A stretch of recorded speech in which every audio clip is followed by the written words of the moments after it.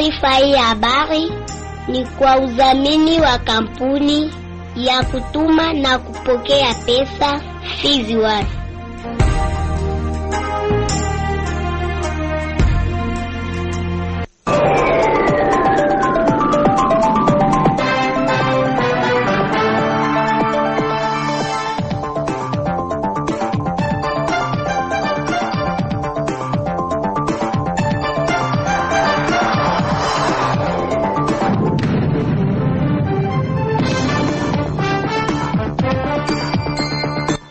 Ujambo mpenzi msikilizaji wa Radio Kivu popote pale ambako unaendelea kutusikiliza, matumani yangu makubwa kwa mzima wa afya na wakati kama na huu huko kando kando radio yako ili kuweza kusikiliza matangazo yetu, na ukaribisha kuweza kusikiliza uchambuzi wetu wa habari ambao unagubikwa na ukurasa wa habari muhimu leo. Uchambuzi wa habari toka waandishi wetu mbalimbali, makala ya michezo na burudani pamoja na habari za kitaifa na zile za kimataifa. Msamaji wako wa siku ni Omari Makelele Ozile, upande wa pili na Sadoe kijana Merci Mbele Chipamal. Nasema karibu na tuambatane kwa pamoja mwanzo hadi tamati.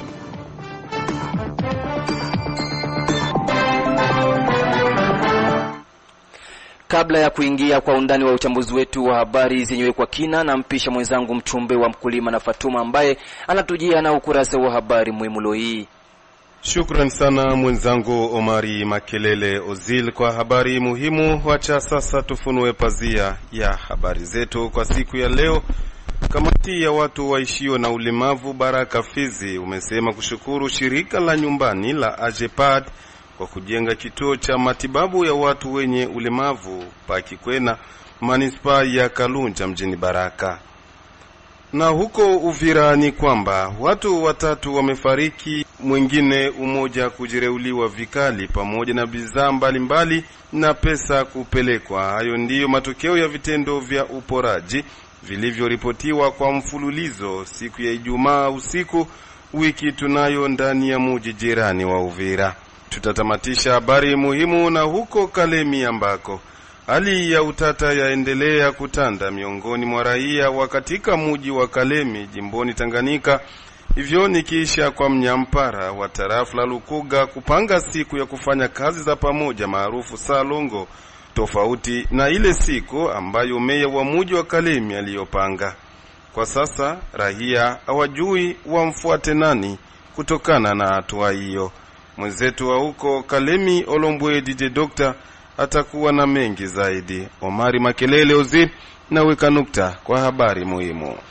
Shukrani sana mchumbe wa mkulima na Fatuma kwa ukurasa wa habari muhimu. Tujikite ndani ya uchambuzi wetu wa habari zenyewe kwa kina, tukianzia katika mji wa Baraka. Ni kwamba uongozi wa shirika la waendesha pikipiki ya Promoteko mjini Baraka na tarafa la Fizi umeomba kwa wanamemba wake kutokulipa pesa yoyote kwenye kizuizi kilichowekwa na muungano wa mashirika ya waendesha pikipiki kwa ajili ya kwenda kuangalia mwanamemba ambaye ataweza kupatwa na tatizo. Katika mazungumzo naye Amuri Gabriel Jacques, supervisor wa Promoteko mjini Baraka na tarafa la Fizi, amesema kuwa chanzo cha kukataa mwanamemba yoyote wa shirika hilo kulipa pesa kwenye kizuizi hicho ni kwa ajili ya kujiepusha na madhara ambayo yaweza kujitokea hapo baadaye. Amuri Gabriel Jacques aeleza mengi zaidi. Mimi nakuja hapa kuwajulisha wanamemba wote wa Promoteko ndani ya jiji la Baraka na tarafa la Fizi kwa ajili ya contribution ambayo tulikuwa tunatumika kama kawaida miezi iliyopita. Hiyo contribution tulisibamisha kufuatana na hali ambayo tuko mwayo kwa sasa, ambayo tuko mwa security. Na kwa kusibamisha yetu ile contribution tuliona hapana, wakati wazalendo wanatia kamba zao na sisi tunatia kamba yetu ya contribution, tutakuwa sasa tunafanya confusion totali mubitu ya transport. Tukaona hapana, inabidi tusibamishe kamba yetu ya kufanya mchango kwa ajili ya mamambre wetu kama vile assistance. Na kwa sasa tunakuja kuona kuna tilo ingine kamba ya wengine watu wa zingine association wanasema ile contribution collective, yani ya kwa ujumla association zote. Nafanya apele kwa wamambre wa Promoteko wakikuta ile kamba, kwa sababu ile kamba inatiliwa pale ngambo ya Mwandiga na Atete. Ile kamba sio ya ofisi ya Promoteko, na yule ambaye iko na karte ya Promoteko tafadhali asitie contribution pale, kwa sababu watu wa Promoteko wanakataa kutia kamba barabarani kwa ajili ya periode hii. Ni periode mbaya ambayo waaskari wanapita mara kwa mara. hiyo kambi kikutaniwa pale inaweza kuleta madhara, na mwatakuwa responsable ni mimi kama vile kiongozi wa Promoteco. Na lancea pele kwa wanamemba wetu wa Promoteco, ukikuta kamba ya contribution ya ba montare, tafadhali onesha karte ama waambia niko mtu wa Promoteco, kiongozi alikataa tusitie pesa wakati kama na huo, na wakati kibidi inaendelea kuwa sawa, tutawajulisha tena kwenye redio, tunaanza kufanya contribution kwa ajili ya assistance ya mamambre yetu. Tubaki tu katika mji wa Baraka ni kwamba kamati ya watu waishio na ulemavu Baraka Fizi imesema kushukuru shirika la nyumbani AJEPADE kwa kujenga kituo cha matibabu ya watu wenye ulemavu Pakikwena, manispaa ya Kalunja mjini Baraka. Kialondagwa Mpenda de Baba, kiongozi wa muundo huo wa watu wenye ulemavu, amesema hatua iliyochukuliwa na shirika la AJEPADE ni yenye umuhimu zaidi, hasa ukilinganisha na vile walikuwa wanasumbuka kufika kwenye vituo vya kutibu watu wenye kuwa na ulemavu. Sisi kama vile viongozi wa watu wanaoishi na ulemavu tunapongeza kwanza hiyo muradi ambao iko inatekelezwa na shirika AJEPADE ndani ya vile yetu ya Baraka. Ile muradi tunasema kwamba ni muradi wetu sisi walemavu. Ukiangalia hapo mbele, ndugu mtangazaji, mlemavu alikuwa iko na matatizo mingi sana hapa kwetu tarafani Fizi. Hapo zamani kwa mlemavu kupata vifaa ya kutembelea alikuwa anafanya masafa marefu. Anatoka hapa Fizi anaenda Kamituga. Kuna wengine wanaenda Goma, wengine wanaenda Bukavu, na wale ambao walikuwa wakisafiri machache wanafika ku Centre Betani Uvira. Na leo tunasema kama Mungu anasikia maombi ya sisi walemavu, na ndio maana tunapongeza sana shirika AJEPADE kwa ile mawazo ambao waliwaza kwa ajili ya kufanya muradi wa kuangalia namna gani wanaweza kujenga kituo cha afya ambao kitahusika na walemavu huku kwetu tarafani Fizi. Nawaza kwamba hiyo kijiji ya Kikwena itakuwa inatupokea sisi walemavu wa kutoka kwanza tarafa letu lote la Fizi na hata zingine maeneo tofauti tofauti ndani ya nchi yetu, wakifata hiyo matibabu ambao watakuwa wiko wanafanya hapo kwa mji wa Kikwena. Ujumbe wangu ni kusema kwamba wandugu ambao wanapewa hiyo muradi wa kujenga, nawaza kuko mezo yenye walikamata kwa ajili ya kufanya hiyo muradi, waifanye kwa makini. Na pia ujumbe mwingine ni kuserikali yetu wala mea yetu ya Baraka, waitekeleze vizuri ili wandugu zetu waendelee kupata matibabu hapa kwetu Baraka. Na haiko tu kwa watu ambao wanaishi na ulemavu. Tunayua kituo ile itakuwa na manufaa kwa hata wale ambao hawana ulemavu, kwa kuwa kutakuwa mambo mengi ambayo itakuwa ikifanyika pale na italeta manufaa kwa raia wote nzima wa tarafa la Fizi na wa nchi yetu yote nzima. Tutoke katika mji wa Baraka tujelekeze kule Kasaba, sekta ya Nganja tarafani Fizi. Ni kwamba shirika la raia mwambao maziwa Tanganyika limeomba kwa serikali na mashirika ya kihutu kuwajia na msaada wahanga wa mafuriko ya mto wa kijiji cha Kasaba uliosababisha maafa ya watu na vitu vingi kuharibika.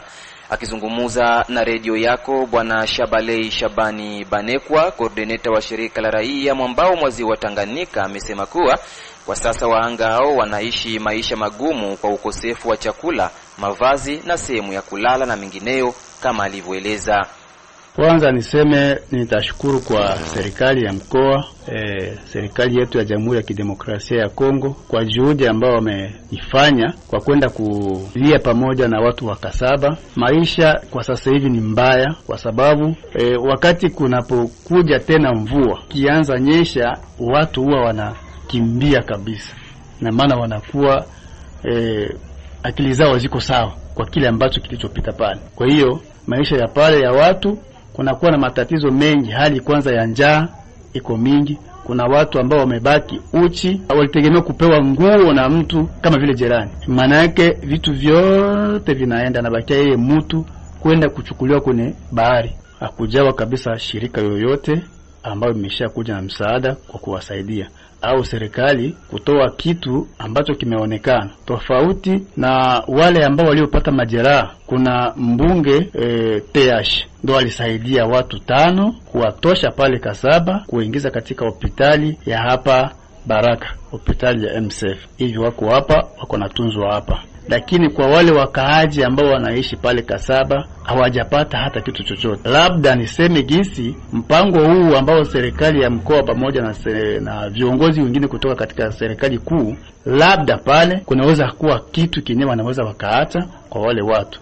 Lakini niseme kwamba bado watu wako na matatizo. Pia naweza sema kwamba kuna wale ambao majeruhi 75 ambao wako manyumbani, waliojeruhiwa pale wanakosa matunzo. Kuna wale ambao wanaanza tapika damu kwa sasa hivi juu ya kukosa pesa. Ningetoa wito kwa watenda mema, wale ambao wanaweza sikia hii sauti, kusema kwamba tusaidiane kwa wale watu kushuka katika hospitali ambao wanaweza wakapata matunzo mazuri. Wakaaji wana wito, wanaomba mashirika makubwa, madogo, watu watenda mema wawasaidie, kwa sababu nyumba zimevunjika na njaa iko mingi na vitu vimeenda vyote, kwa wale ambao walipata majeraha na kwa wale ambao waliokufa na wale ambao wamebaki kuwa hai. Nawaza upande wa Baraka tulifika na wale watu hapa jana na matunzo kabisa iko chini. Walituambia kwamba tangi hapo hii janga la kuvamiwa kwa Kongo mpaka sasa hivi madawa iko chini sana. Na hii inakuwa kama vile watu sisi wenyewe tujifanyie gharama. Tunashukuru Mungu kwa kuamka leo kunakuwa na kanafuu kidogo, lakini bado matunzo iko chini sana. Na lipoulizwa ikiwa chanzo kikubwa cha mafuriko hayo ni nini hasa kulingana na tathmini yao, Shabalei Shabani amejibu mara tena. Ndiyo, unajua tukio linapotokea inafanya watu kupata akili nyingine ya kuwaza na kuwazua, lakini hakuna mwenye anaweza kuwa na udhibitisho kabisa kusema hiki ndio sababu ya huu mtu. Lakini tuseme kwamba mvua zilinyesha za kutosha. Wakati mvua zilinyesha za kutosha, ule mtu kule juu kulimomonyoka vipande vya mlima ikawa kama vinafunga mto. Sasa wakati ulifunga ile mto, huku ikaanza fanya nini? Ikaanza kuvimba. Sasa maji wakati ilipata mwanya ndio ikatoka sana nguvu. Hiyo ndio tathmini yetu. Katoka na nguvu, majiwe nini ikashuka kabisa. Lakini kusema kwamba ni kitu kingine tofauti na hicho hatuwezi sema hivi. Na mto wenyewe ni kama vile ni ajabu. Ukiona kwa sura utasema hapana, haiwezi kufanya hivyo na haiwezi kufika huko. Lakini kwenye kulipitia mtu na kwenye anapitaka mpaka sasa hivi utasema inatumwa. Kiangalia hayo si mafuriko ya kwanza kuweza kurokea katika mwambao mwa ziwa Tanganyika katika vijiji ambavyo vinapatikana kule. Nyinyi kama shirika la raia, kipi ambacho mnachakuambia raia sasa vijiji vya kule ambao wanakuwa wanaishi pembezoni mwa mito? Ndiyo, sisi tunahamasisha sana watu kutokujenga karibu ya mito. Unajua migini yetu ya huko juu iko kama vile ni migini ambayo inawekwa na uvuvi. Na mara nyingi wavuvi huwa wanapenda kujenga haraka kulingana nini na majira yale ambayo wameikuta pale. Sasa wanapojenga tu ovyo ovyo, hiyo inaleta matatizo ya mingi sana. Sababu mto, wazee wetu walisema kwamba kwenye mto inapita usijogelee pale kufanya nini? Kujenga. Sababu kuna mwaka tu ule mto unakuwa unatomboka. Sasa sisi watu wa sasa hivi huwa hatushikilie sana maneno ya wazee. Unapoambiwa usijenge hapo, yeye anaona kama unamkosesha vile alikuwa anapenda. Lakini kiukweli kujenga kwetu ni kwa mbaya, na hata kama mtu mwingine unaweza ukatokea, kunaweza tokea maafa tena zaidi ya hiyo. Ndio maana tunahamasisha sana watu ambao wamejenga kwenye mtambazo wa Tanganyika waanze panda milimani. Njia za mto kuwa wazi, kuacha eneo la Tanganyika kuwa wazi, hiyo itasaidia kuepukana na majanga kama na haya. Tujelekeze huko katika mji jirani wa Uvira ni kwamba kudhibitishia wakahaji wa Uvira na Fizi kuwa kamwe waasi wa M23 hawatofika eneo hilo ndio ilikuwa lengo kuu ya ujio wa amiri jeshi mkuu wa jeshi la taifa FARDC Jules Banza. Luteni jemedari huyo ameomba kwa raia wote kufanya shughuli zao mbalimbali hasa zile za kibiashara bila kuhofia kitu chochote.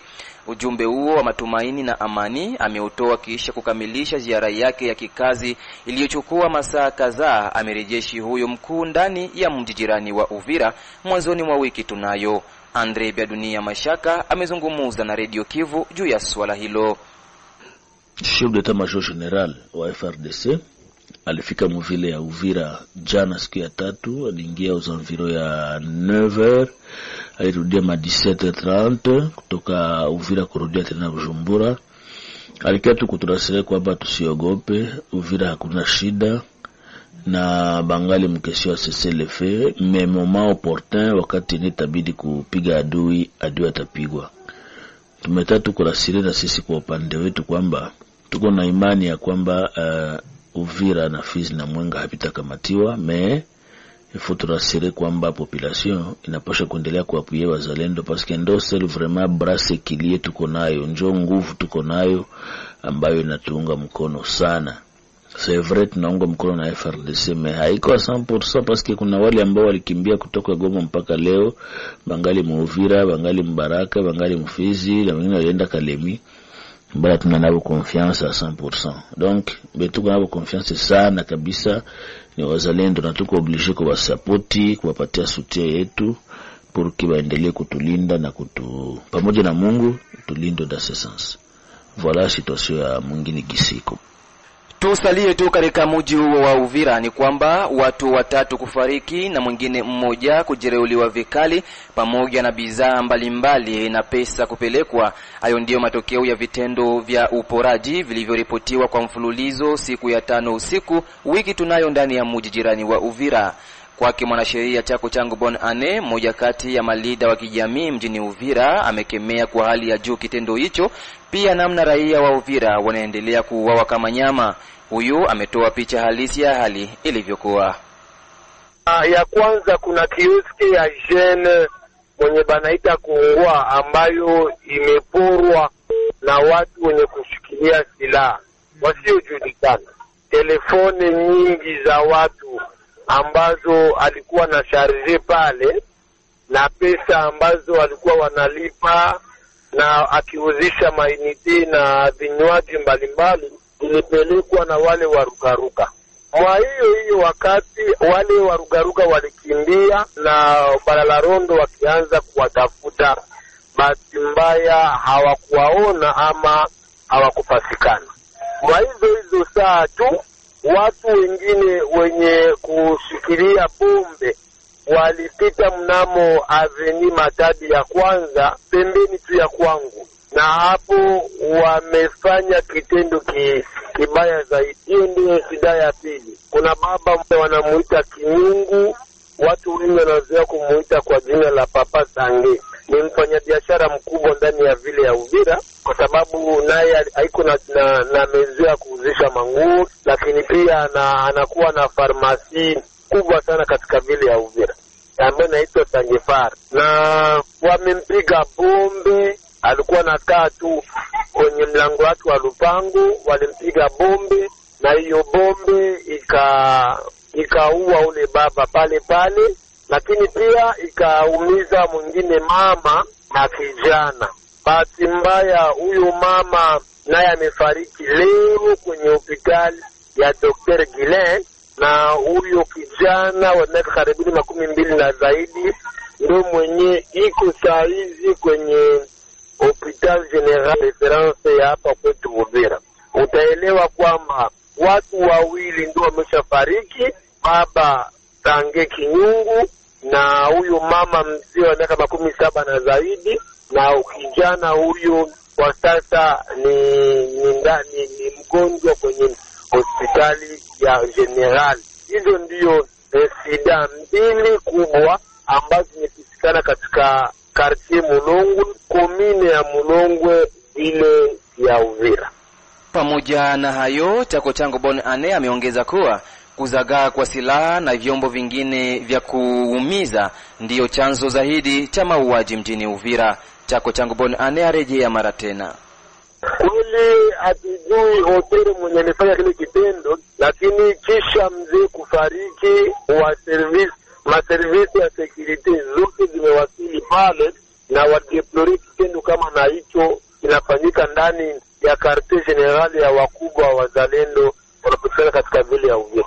Mtangazaji, wazalendo wako, majeshi wako, Balalarondo wako, lakini bunduki ni nyingi sana mkono ya watu, mabomu ni mingi sana mkono ya watu, visu ni vingi sana mkono ya watu, na hiyo ni chanzo cha kwanza nafanya kwamba usalama urudi kuwa mdogo. Lakini pia mareglement de compte ziko mingi katika vile ya Uvira. Watu wanajishikilia sheria mikononi mwao, wanalipisha kisasi. Hiyo nayo nyingine shida. Lakini kuambie pia kuna mwingine metre avoka mwenye amepigwa masasi usiku wa kucha leo. Metre Kaasha na amepigwa masasi. Na tumesaidia katika vile ya Uvira jana watu 3 wamekufa na mmoja iko ndani ya mahusiano ambayo ni vijana. Sasa hivi watu wanajiuliza nini ya kufanya. Mwanasheria amekutwa ndani ya nyumba yake na ndipo wamempiga masasi pale pale kwenye mgongo na akafariki pale pale. Mpaka hatujue nani mwenyewe amemuua, kisa ni gani, manake confusion total. Hatujui nani atalinda watu katika vile ya Uvira. Mungu mwenyewe wa mbinguni, sababu maservisi ya security zimeonesha limite zayo. Atipide ya watu saizi ni kufunga vinywa, kwa sababu haujui nani adui, nani asiokuwa adui. Ya pili, watu wanaachia maisha yao mkono ya Mungu. Hatujui nani analinda nani na nani ambazo tukamkimbilia. Ni kweli kwamba wazalendo wanafanya kazi, FRDC wanafanya kazi, walarondo wanafanya kazi, ila maafa yanazidi kuwa mengi, na ndio shida ambayo tuko nayo katika vile ya Uvira. Kila mtu iko depasi sababu hali si nzuri. Hivi sasa nampesha mwenzangu Sudi Valentin ambaye ametujia na habari za michezo. Shukran sana kabisa mwenzangu Omar Makelele Uzile. Leo kuna kwa habari za michezo, tuanzie na hizo habari za hapa katika nchi ya Jamhuri ya Kidemokrasia ya Kongo, ambako hatua ya playoff katika ligi kuu nchini Jamhuri ya Kidemokrasia ya Kongo ambayo ni NAFUT itaweza kuendelea siku ya Jumapili ya wiki tunayo tariki 18 Mei mwaka 2025, ambako mechi kadhaa zitaweza kupigwa kunako viwanja tofauti vya hapa katika nchi ya Jamhuri ya Kidemokrasia ya Kongo. Kunako uwanja wa timu ya taifa huko Kinshasa Martyrs ni kwamba mechi mbili zitaweza kupigwa majira saa 7 dakika 30. Klabu ya Angers Vert watakipiga vikali dhidi ya klabu ya AS Simba, huko klabu ya Les Aigles du Congo majira saa 9 na dakika 30 watakata mja fitna dhidi ya klabu ya Saint-Eloi Lupopo. Lakini vile vile mechi nyingine tuweza kupigwa kunako uwanja wa Kibasa Maliba, ambako klabu ya FC Tanganyika wataweza kukata mja fitna dhidi ya klabu ya Manyema Eneo kunako majira saa 9 na dakika 30. Wiki ya 37 ya michuano ya Premier League hapo nchini Uingereza iliweza kupigwa usiku wa kucha siku ya Jumamosi ya wiki tunayo, ambako mechi mbili ziliweza kushuhudiwa. Klabu ya Aston Villa katika uwanja wake wa Villa Park iliweza kuwatandika klabu ya Tottenham Hotspur 2-0, huko klabu ya Chelsea Blues walitoka na ushindi wa finyo wa bao 1-0 mbele ya klabu ya Manchester United hapo nchini Uingereza ambayo ni Manchester United. Mechi za Bundesliga kwa nchini Ujerumani ziliweza kupigwa katika wiki yake ya 34, ambako klabu ya Bayern Mönchengladbach waliweza kutandikwa bao 1-0 dhidi ya klabu ya Wolfsburg, huko klabu ya Werder Bremen waliweza kuwatandika Ndeneo bao 4-1. Bayern Mönchengladbach waliweza kuibuka na ushindi bao 4-0 dhidi ya klabu ya Hoffenheim. RB Leipzig waliweza kutandikwa bao 3-2 dhidi ya klabu ya Stuttgart, huko klabu ya Union Berlin waliweza kuibuka na ushindi bao 2-1 dhidi ya klabu ya Augsburg. Asante sana Sudi Valente kwa habari zako za michezo. Msikilizaji, endapo unakuja kujiunga nasi, unaendelea kusikiliza uchambuzi wa habari za Radio Kivu katika mji wa Baraka kupitia masafa ya FM kunako mita bende 93.0. Kampuni Kizwan Baraka, Mboko na Misisi ni rahisi kutuma na kupokea pesa cash pote ulimwenguni bila usumbufu. Tuangazie uchambuzi wa habari na habari za wanaripota wetu kutoka sehemu mbalimbali. Tujielekeze huko Kalemi, mji mkuu wa jimbo la Tanganyika. Hali ya utata yaendelea kutanda miongoni mwa raia wa katika mji wa Kalemi jimboni Tanganyika.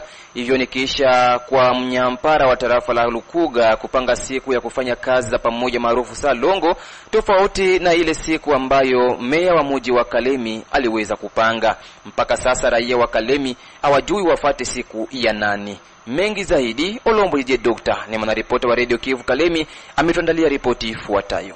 Ndani ya tangazo lake la tarehe 13 Mei 2025, mnyampara wa tarafa ya Lukuga Kisimba Ntambwa Zedi Joseph anakuwa analika raia wa eneo lake la uongozi kuhudhuria kwenye Salongo ambao kwa sasa ndani ya tarafa hiyo inakuwa inapangiwa kufanyika kila Alhamisi. Tangazo kama na hiyo inakuwa nazusha kabisa utata miongoni mwa raia mjini Kalemi. Pale wamoja wanaeleza kwamba tangazo hiyo ya manispaa yambatani kabisa na hatua aliyokuwa anaichukua siku chache zimepita meya wa mji wa Kalemi. Pale yeye alikuwa anapanga siku ya salongo mjini Kalemi mnamo kila Jumatano majira ya asubuhi hadi saa 3. Kutokana na masuala ya hatua hizo mbili ya manispaa na ile ya mnyampara wa tarafa ya Lukuga, ni kwamba mchanganyiko unakuwa unajitanda kabisa miongoni mwa raia. Pale wanakuwa naeleza ni hatua gani kabisa kuifata. Je, ni ile ya mnyampara wa tarafa ya Lukuga ambayo inakuwa naalika raia kuhudhuria vile vile kwenye makazi kama na hiyo kwa ajili ya usafi wa mazingira, ama kufata ile ya meya wa mji wa Kalemi? Ni hapo maswali kuhusu namna ya utaratibu wa uongozi inakuwa nazidi kuzuka. Hadi kwa sasa hakujakuwa kabisa na kutoa kwa mwangaza kwa viongozi wa mji wa Kalemi kuhusu hali kama na hii. Hali kama na hii inakuwa naomba umuhimu wa kuwa kabisa na jadiliana kati ya viongozi hao wawili kabla ya kuchukua hatua kwa ajili ya uongozi uliokuwa pamoja. Nikiripoti kutoka Kalemi kwa niaba Radio Kivu, Olombwe, DJ Doctor. Tumalizie uchambuzi wetu wa habari na habari za kitaifa ni kwamba tarehe 17 Mei ya kila mwaka taifa la DRC linasherehekea kutekwa kwa mji wa Kinshasa na vuguvugu la ukombozi la Alliance des Forces Démocratiques de Libération, AFDL kwa ufupi, lililoongozwa naye Laurent Désiré Kabila. Kwa sasa tariki hiyo inasherehekea kujitoa kwa bidii kwa mwanajeshi wa taifa FARDC kwa ajili ya kupigania nchi ya Jamhuri ya Kidemokrasia ya Kongo. Safari ya Limasi Dilwe naye Isaac Mulucha Ashbe ndani ya studio wamechambua zaidi ya habari hii ya kitaifa. Naam. Tarehe 17 Mei, siku ya kitaifa kusherehekea vikosi vya jeshi la Jamhuri ya Kidemokrasia ya Kongo FARDC, iko inakumbusha uhuru hasa kwa utetezi wa henzi ya nchi, alisema Ijumaa mmoja kati ya wanaharakati wa shirika la kiraia. Namnukuu, siku hii inakumbusha enzi kuu, haki na hazi hazipewi kamwe nafasi, lakini zimetokana na majeshi kujitolea. Katika kipindi hiki muhimu cha historia yetu, wakati mashariki mwa nchi yetu wanapitia wakati mgumu sana, tunatoa heshima kwa askari wetu mashujaa, alisema Richard Kamanga, mkurugenzi wa shirika linalohusiana na mara ya mshikamano wa kijamii na amani kwa umoja wa mashirika za kiraia kwa maendeleo barani Afrika, COSDA RDC kwa ufupi. Lakini safari ya Limasi Dilwe siku hii ya tarehe 17 Mei inaashiria utekwaji wa mji wa Kinshasa na kikundi cha Alliance des Forces Démocratiques de Libération, AFDL kwa ufupi, ambacho kiliongozwa naye Generali wa Kinyarwanda James Kabarebe. Kwa siku hiyo ilikuwa ni mwisho wa vita vya ukombozi ambavyo vilianzishwa tarehe 7 mwezi wa 10 mwaka wa 1996, vilivyopelekea rais wa zamani Mobutu Sese Seko Kungwendo kukimbia mji mkuu kabla tu mji haujashikiliwa. Laurent Désiré Kabila ambaye alikuwa ni kiongozi wa ukombozi huo pamoja na waliomsindikiza ambao kwa nyuma aliweza kuja kuwageuka, waliweza kuibua matumaini katikati ya raia ambao ilikuwa imeshakata tamaa na uongozi wake Mobutu Sese Seko Kungwendo ambaye aliongoza kimabavu nchi ya DRC ambayo kwa wakati huo iliitwa Zaire. Lakini licha hayo, Isaac Mulucha, mwanaharakati wa shirika la raia, aliendelea kusema kwamba askari wetu mara nyingi ubeba uzito wa usalama wetu. Kwa familia zao tunaelezea utambuzi wetu wa kina na mshikamano wetu usiotetereka. Haliweza kuongeza hiyo wakati akisisitiza kwamba Mei 17 sio tu tarehe rahisi, ni ishara ya ujasiri, kuambatana na kuwa na tumaini kwa taifa letu la Kongo. Vile vile aliendelea kusema kwamba leo ni zaidi ya hapo zamani. DRC inahitaji jeshi la jamhuri lenye nguvu katika vitendo vyake, mfano katika maadili yake lenye kuwa na uchungu na kinga ya mazingira na kuwekwa katika maono ya amani ya kudumu, aliongeza kusema hayo bwana Kamanga. Tukumbushe kuwa akiwa kama mtaalamu katika masuala ya kijinsia na usimamizi wa migogoro, Richard Kamanga pia ameomba kuanzishwa kwa jeshi lenye uwezo wa kuimarisha mshikamano wa kijamii na kujenga utamaduni na mazungumzo. Kwa upande wake, hizi ni nguzo za mabadiliko ya kijamii katika nchi ya Jamhuri ya Kidemokrasia ya Kongo. Ni kupitia habari hizo za kitaifa ndipo natamatisha taarifa zetu za habari za siku ya leo, na kushukuru msikilizaji ambaye uliweza kunitegea sikio mwanzo hadi tamati. Vile vile sitakosa kushukuru jopo nzima waandishi habari wa Radio Kivu waliosaidia kuziandaa, kiwemo Nikodem Kashindi, Bon Samaritan na wengine wote. Mimi ni Omari Makelele Ozile, upande wa pili nilistadio na kijana Merci Mbele Chipamali. Nasema asante na kwaheri.